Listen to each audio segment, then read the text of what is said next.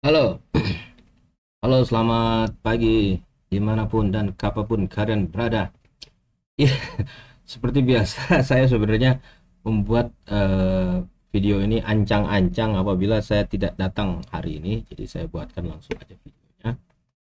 Eh, Maunya sih datang, tapi saya ada kerjaan, jadi ya mohon dimaklumi aja. Jadi nama mata kuliah ini adalah budaya media baru. Jadi budaya media baru itu sebenarnya adalah eh, sama juga ya, eh, perkembangan teknologi komunikasi dengan perilaku, sebenarnya perilaku manusia. Kalau perkembangan teknologi komunikasi itu menjelaskan bagaimana determinisme determinisme manusia di sini, determinisme merubah sebuah media, merubah merubah mengubah mengubah media. Nah, kalau misalkan sebenarnya bisa dipadukan eh, perilaku manusia akibat akibat penggunaan media. Nah, ini media baru ya, media baru. Sebenarnya kedua mata kuliah ini mencakup dua ini ya. Kalau di sini adalah membahas bagaimana determinisme mengubah media. Kalau di sini perilaku manusia akibat penggunaan baru. Tapi memang eh, ini ya, ini kamu ya, siswa mampu memahami tentang budaya media baru, mengetahui sejarah. Ini untuk pertemuan pertama. Lihat sebagai karakteristik media baru dan sebagainya. Nah, kalau kita lihat RPS kalian, di sini mahasiswa memahami, menjelaskan, menyatakan pendapat tentang lingkungan dari mata kuliah budaya media baru. Disebutkan. Oke, jadi intinya begitu ya. Jadi ini eh, banyak konsepsi yang kalian nanti kita juga akan kita cari tahu sebenarnya apakah manusia merubah media, apakah media merubah manusia gitu, mengubah manusia atau ketiga-tiganya ya. Nah, oke. Beberapa konsep yang nanti akan saya jelaskan di bawah, walaupun nanti dari slide yang lain. Eh, Hal yang kalian harus pahami adalah pertama bahwa eh, kita mengalami tiga kali ini ya, revolusi industri. Pertama, revolusi agraria dari berpindah-pindah menjadi bercocok tanam menjadi pabrik, dan kemudian barang baku menjadi barang ekonomi, kemudian menjadi barang informasi ya. Nah, jadi yang paling penting itu adalah ketiga-tiganya itu. Nah, kita seperti yang saya sebutkan di mata kuliah lain ya, bahwa apa namanya, kita ini semakin modern, semakin mengandalkan media. Makanya semua media pun menggunakan media. Makanya kita ini menggunakan istilah CMC atau communication uh, computer mediated communication. Artinya komunikasi yang dimediasi oleh komputer. Nah, dalam kajian ini kita tahu bahwa ketika kita sudah sampai ke tahap yang ketiga, kita menyebut diri kita sebagai masyarakat informasi. Kalau dulu masyarakat agraria, masyarakat modern, sebut sekarang makanya masyarakat informasi. Masyarakat informasi ini menggabungkan antara ilmu pengetahuan, penggunaan teknologi dan pengembangan media, serta yang ini ya, konvergensi media. Ini kata baru nih. Konvergensi ini salah satu konsep dalam dalam budaya ini. Nah, kalau misalkan kita saya per ini aja, computer mediated communication. Oke. BTW saya sudah masukin ini kamu nih.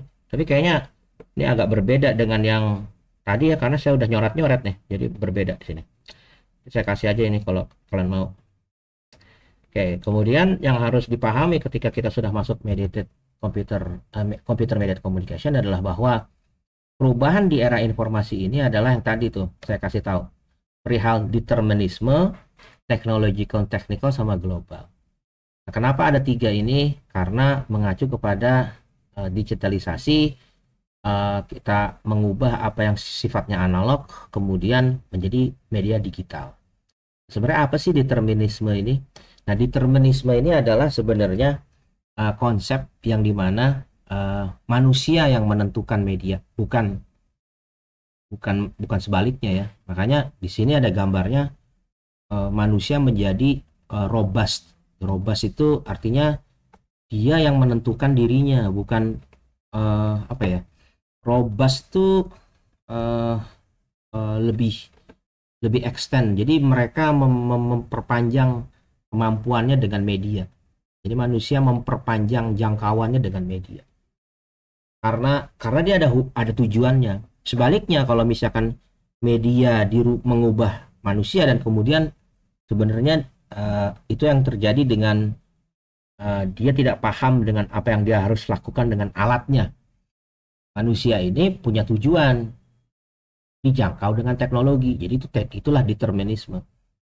Makanya di negara-negara yang berkembang atau negara-negara yang miskin, alat-alat itu nggak dipakai karena dia nggak tahu buat apa, atau dia menggunakan alat-alat sendiri terkait dengan budayanya,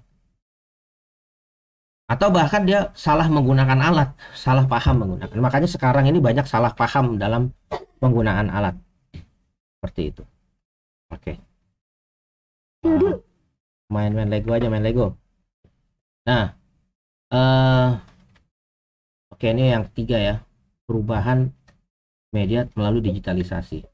Nah, kita harus tahu ya, di zaman dahulu, inilah contoh determinisme yang menentukan arah bagaimana ini bisa berubah. Itu adalah ini nih, publikasi ya. Orang ketika mau memperbanyak buku itu nggak dicetak tapi ditulis ulang ya. Mereka menulis ulang. Di sini adalah gambar seorang friar atau monk ya. Mereka ini menganggap teks media sebagai peralatan yang sakral. Tidak ada HP. Main Lego aja. Nah, menganggap penyampaian yang dianggap sakral. Nah, akhirnya mereka menulis ulang. Jadi semuanya itu ditulis ulang. Di sini friar itu menulis ulang kitab suci, Bible. Jadi Bible itu dicetak ulang, ditulis ulang, bukan dicetak ulang. Ketika ada alat cetak Gutenberg, wah berubah dah semuanya. Ya. Nah, the printing of books, jadi tidak lagi ditulis ulang, tapi dicetak ulang. Ketika dicetak ulang, semuanya jadi lebih cepat gitu ya. Beredaran informasi jadi lebih cepat. Selain mencetak buku, juga mereka mencetak jurnal. Jurnal itu kayak leaflet tapi dilipat gitu. Itu disimpan. Nah, itu juga suatu penyampaian media yang sangat cepat. Nah, karakteristik media baru artinya yang mana dimiliki oleh digital ya. Di sini karakteristik media baru yang mana karakteristiknya itu untuk yang sekarang. Oke. New media adalah dikenal juga digital media. Jadi new media itu digital media yang memiliki konten dan terintegrasi dengan data, teks, suara, image, and all kinds. Artinya ini disebutnya adalah multimedia. Okay.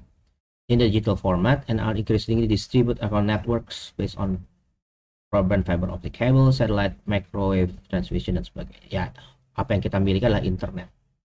Sifat-sifatnya ada apa aja ya, karakteristik media baru. Bisa diganti-ganti. Ya, bisa diganti-ganti. Kenapa? Karena kita ini adalah prosumen.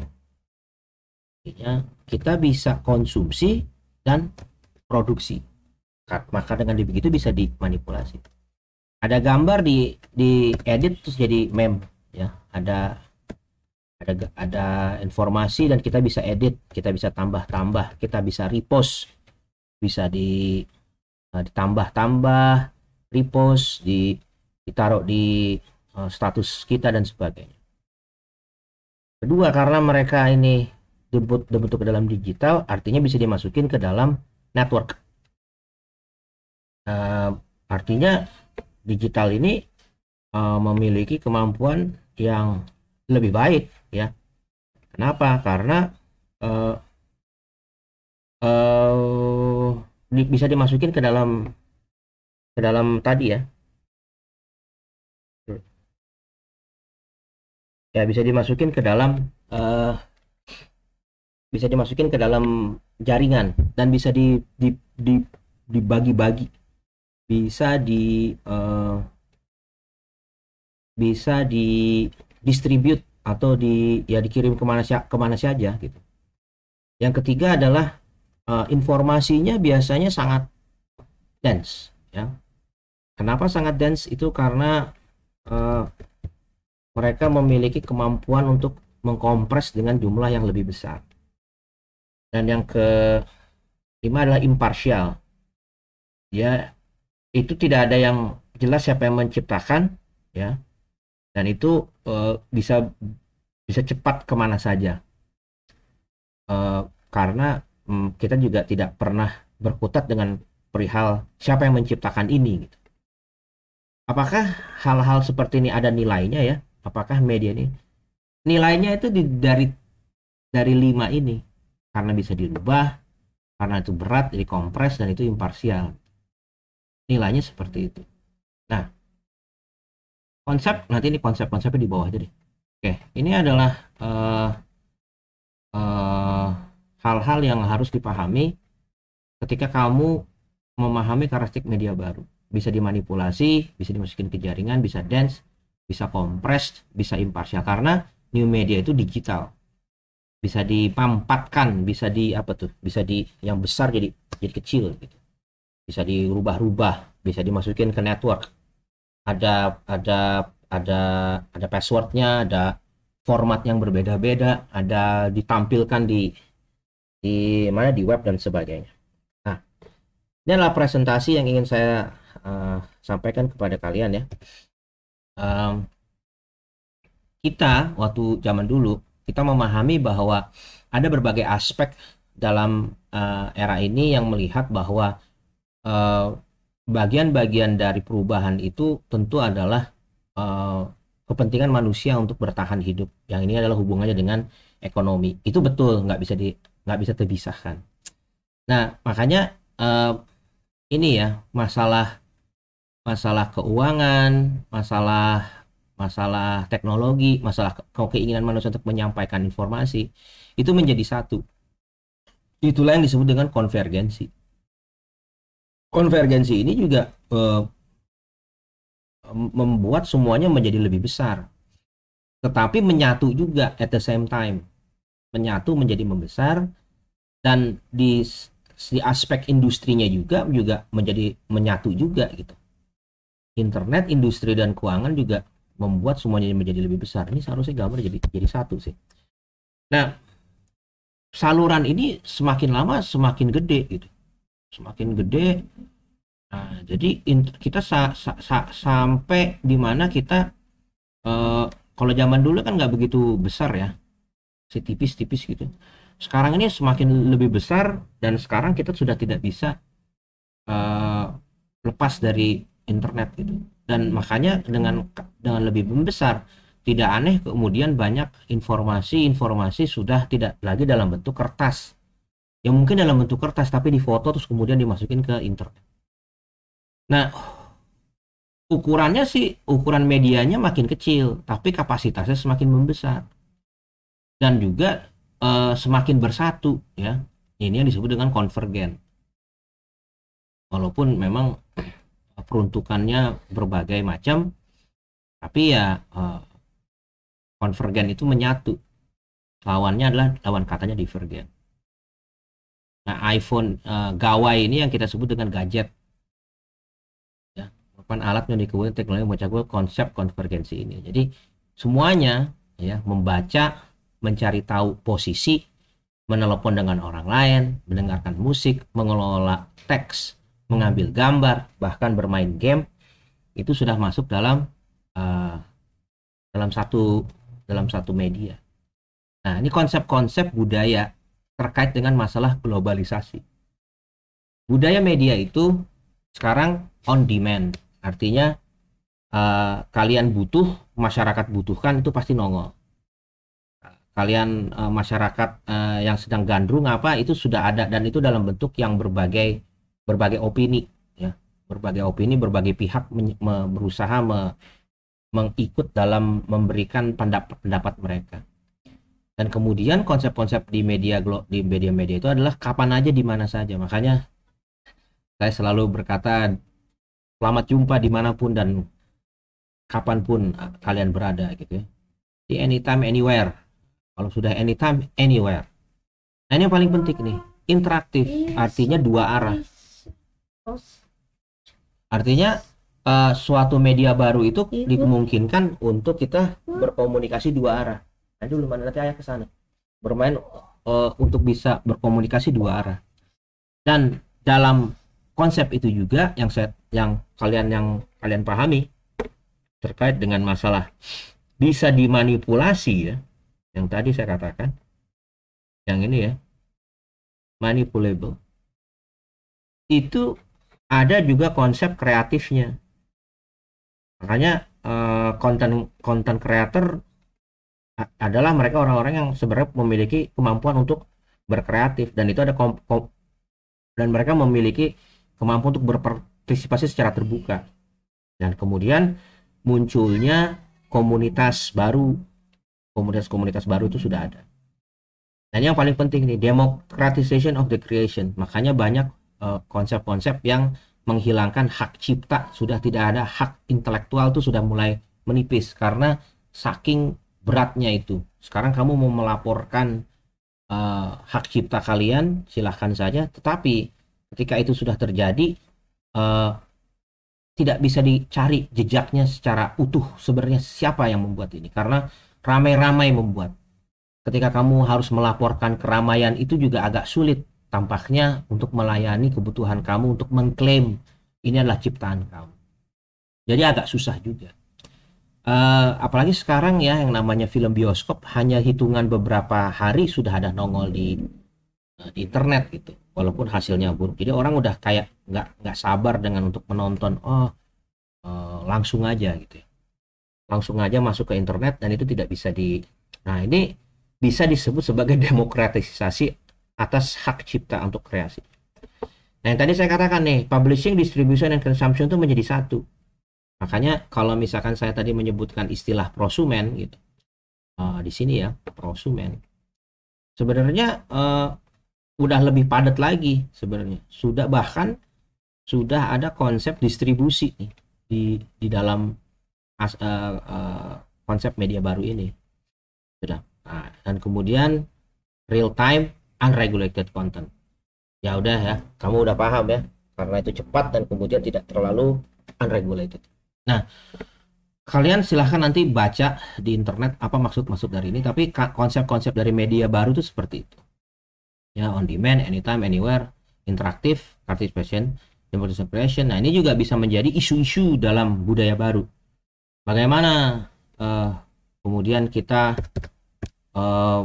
melihat on demand ini ketika ada sebuah ramai-ramai di internet, itu tidak menunggu waktu lama untuk hal itu muncul di internet, karena kemampuannya itu ya memang cepat ya. Ketika kamu mengatakan